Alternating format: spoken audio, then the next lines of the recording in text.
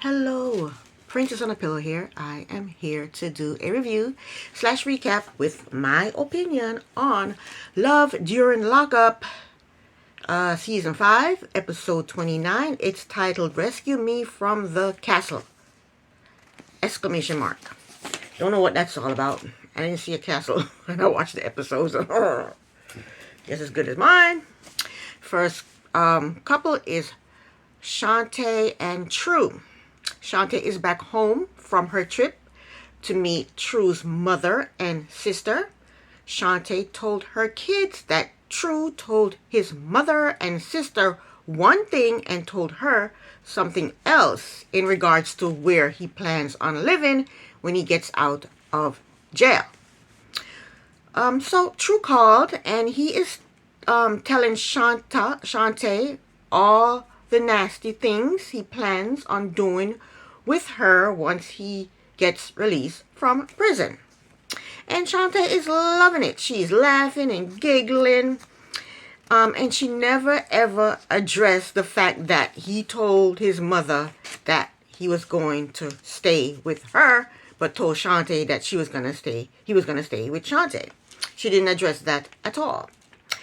She said she let a lot of things slide with True because she told us that she was assaulted one time and True was there for her. He was there for her during that time, so she let a lot of things slide with True. Well, the rumor I heard is that they are still together right now in real time. That was the end of them. Next couple is Ayana. Ayana and what's the guy's name? Jamal? Okay, so we see Ayana preparing to go to jail. She's telling her daughter goodbye, giving her kisses. And we see her grandmother. I guess the daughter is going to stay with the grandmother while the mother take her to drop her off at prison. We didn't see the son. I guess the son was from somewhere else. She has to be at jail at 11 o'clock. She has to turn herself in at 11 o'clock. And it's now 10:45. And she found out that she can take personal items with her to this jail. So now at 10:45, she's going shopping for these personal items. This girl has no respect for time. She has no respect for time. She just do whatever she feels like doing. So her mother drops her off at the jail, and it looks like it's a correctional facility for youths. It's not a jail. She's not going to be doing no hard time with no hard-earned criminals. She's just going to be, she can wear her own clothes, bras, panties, she bring a towel, blankets. She might as well bring a tent and a sleeping bag and a cot. But yeah, she can bring some personal items. So I don't think it's that hardcore prison where they have, they probably just have young people there who committed minor offenses. Next up, we have Teeny and Rob. Rob is spying on them again. He is telling the kids not to eat on the sofa. He's telling the poor son to do 10 push-ups because he ate on the sofa. Teeny's upset with Rob because he didn't call her the night before. Rob claimed that he couldn't call Teeny because he had to hide his phone from the guards. But the very first episode, he told us how he got it like that and how the guards allow him to have a phone. But now he's singing a totally different song. He's telling us that, he had to hide his phone from the guards. Oh, well. So he told Teeny that he is going to get rid of the phone because he doesn't want to get himself in trouble this close to being released. So I guess maybe they have new guards now. Did they come up with new rules? You can't have phones? I don't know. Rob told us that there are women in jail that drool all over him. I don't understand why he told us this. He said there's women in jail that drool all over him. I don't understand why he told us this. They could have cut that out. And he says he doesn't allow them to tempt him. That's good. For a married man, you're not going to allow women to tempt you. Okay. What a wonderful guy. You're not going to allow women to tempt you and you're married because you're married. Man, shut up. You didn't have to tell us this. We don't give a damn about women drooling all over you. Shut up. Okay? The next time we saw them, Rob is being released and Teeny and her son, they're on their way to pick him up from jail. The daughter is not with them, but it's just Teeny and her son. They're in the van or truck or whatever on their way to the jail to pick up what's his name? I forget his name, that Rob. Forget his name that quickly. So we see them stop the vehicle, get out, and run towards him to greet him, and then that went off. Next up, it's Andrew and Candace. This is the meat and potatoes of the whole episode. We see Candace on the phone with a friend. She told the friend that she is on her way to register as a felon. Andrew drives her to where she needs to go. She goes into the building. 20 minutes later, she comes out and it's done. She is registered as a felon. So then Andrew takes her to a restaurant to eat. It looked like a Mexican restaurant. And the entire time, she's just annoyed with him. From the episode comes on, from the time the episode come on, throughout the whole episode, she's annoyed with him. He's holding her hand. She's trying not to hold his hand. She's just annoyed with the man. And I don't understand why she's annoyed with him. He's not doing anything but trying to hold her hand. He's not trying to force a kiss or a hug. He's not trying to force conversation with her. He's just trying to hold her hand, and she's totally annoyed. So this is how you can tell that she don't care anything for this man. She don't want him nowhere near her. She don't want him touching her. She just want him to poof and be gone. She said he is being too overbearing. How is he being too overbearing? He just wants to hold her hand. He just wants some type of contact with her. You know? So they're at the restaurant, and she's trying to dump him. She is actually trying to dump him at this restaurant. She told him that she appreciates everything that he has done for her, but things aren't going the way they planned. That's what she told him. And Andrew, for some reason, he can't read the room. He told her that he's not going anywhere, and he's going to stay right there beside her. He can't read the room. He doesn't realize that she's trying to dump him. He's not hearing what I'm hearing. In her confessional, she said she cannot live life this way. Which means she is tired of pretending to like this guy and she wants him gone. That's what that means. She said, I can't live life this way. I can't be pretending to like somebody I don't like. I don't have any feelings for. So they left the restaurant and they're driving. And then she finally just told him, she said, pull over. He pulls over. She gets out. She starts smoking a cigarette.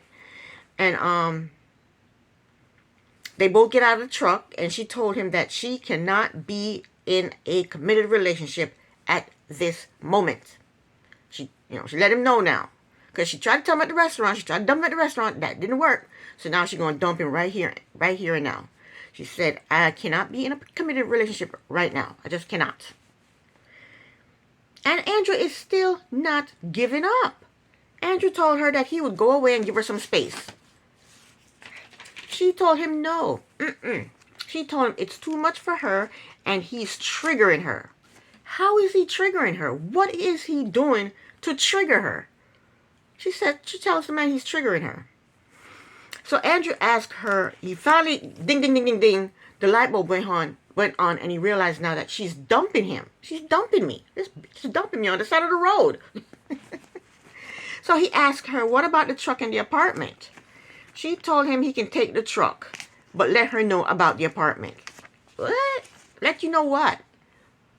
You're not paying for it. You're dumping him, so you can't be staying there. So what do you mean let her know about it? Anyway, what I think he needs to do is he needs to sublease that apartment and take that truck back to Jersey and tell her never to call him ever again. That's what he needs to do. So she said, do you want your ring back? He drives her to the facility, the well care facility where she's supposed to be at in the first place. And it's kind of weird because she had all her stuff with her at that time. So maybe did he go to the apartment and she collected her stuff and they just didn't show that part? Maybe, I don't know. But she had all her crap with her in one of those rubber tub bins.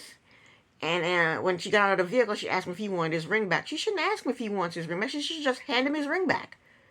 You know? But she said, do you want your ring back? And he said, no, keep it. Why did you tell her to keep the damn ring? You could have pawned it and got some money back for the damn ring, idiot. But he told her not to keep it because he's hoping and praying that she changed her mind and take him back. That's probably why he told her to keep the damn ring. Stupid. But then, yeah, he told her she could keep the ring. And then she went off and he drove off. And that was the end of that. He did ask her, you didn't use me for, this wasn't just a prison thing, was it? And she goes, no. I don't even think she said no. She just shook her head. And then the producers ask her, did you use him? And she goes, well, you got to get what you can get. And of course she used him. We all know she used him. This is a young girl. This is an old man. She don't want anything to do with this old man. Come on. Next up, it's Rick and Samantha. Another meat and potato of this episode. Rick and his buddy Ricardo are on their way for Rick to get married at the courthouse. Rick said Samantha is at a center where she's allowed to leave to go to the courthouse for 30 minutes to get married. So he meets her at the courthouse and they get married. And Ricardo was wearing several hats. Ricardo was the chauffeur, he was the best man, he was the videographer, and he was the wedding planner because he decorated the car saying just married with tins and streamers and balloons and stuff. So he was the wedding planner. He was all that. So after they get married, Samantha went back to the detention center, and that was it. That was it.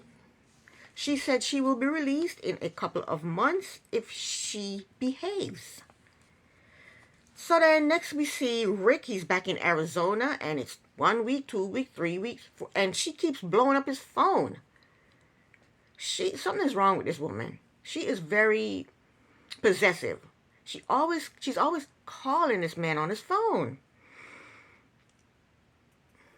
So 6 weeks later, we see that there's trouble in paradise. Samantha is blowing up Rick's phone, and she's always pissed at him when she talks to him on the phone. She's pissed at him for not calling her or not talking to her as much as she wants him to. So she called him, and they're arguing about finances. She says she has a jewelry business and she's writing a book. And he does not think that her business is stable. He wants her to get a job. He wants her to have a paycheck coming in. And she wants to do her own jewelry business and write a book. He said that's not stable. So while they're talking on the phone or arguing on the phone, a female calls Rick. And he says, hold on, Sam, I'm getting a phone call. And she says, probably one of your female friends. And he said, yes, it's Sandy. He told her straight up, yes, it's Sandy. And then he told her, he got tired of arguing with her, and he got tired of her jealousy. He said she's always jealous. And he told her he had to go. And she said, will you call me later? He said, maybe I'll call you later. I don't know if I'm going to call you later because I'm tired of arguing with you. So then he said, bye, and he hung the phone up on her. And that was the end of them. I don't know why he married this old crazy, possessive woman. He knew how she was before he married her. This is how she was before he married her. He's trying to ride his bike, she called him. He's trying to get dressed to go to the reunion, she's calling him. He's at the reunion, she's calling. That's how she does. She blows his phone up. She wants to talk to him constantly. She wants to know where he is constantly. She's like she wants to do him the way Rob does, what's that girl's name? Teeny. She wished she had a video camera where she could follow him around and watch what he does and who he talks to constantly. She's possessive. Last but not least, we have Joey and Michael. Joey seems to be having second thoughts about waiting for Michael to be released from prison. He's not sure if he wants to waste his life waiting on someone who keeps messing up and going to and from prison constantly. So Joey goes to visit Michael's mother and stepfather. Michael's mother told Joey that she never visit Michael in jail because it's too hard for her to see him in there. And I can understand that. I have 2 sons. If they were in jail, I would go visit them and I would send them care packages and stuff like that. But it would be hard to see them in jail. It would be heartbroken, you know. And I think that's for every mother. Who wants to see their child behind bars? That's hard.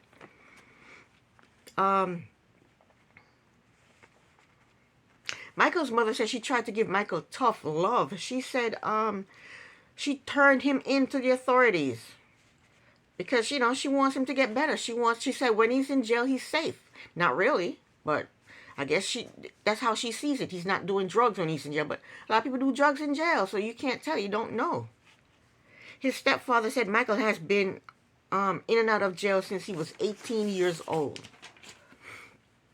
And they're all worried that Michael has not changed. And when he comes out of jail, he's going to go back to doing drugs. And then he's going to be in and out of jail exactly how he's been living his life. And they're all worried about him, and I think that's exactly what's gonna happen. I think that's exactly what's going to happen. So next week is the finale, and I can't wait. This is this was the end of the episode. This is the end of my review. Thank you so very much for watching. Princess on a Pillow here. Bye.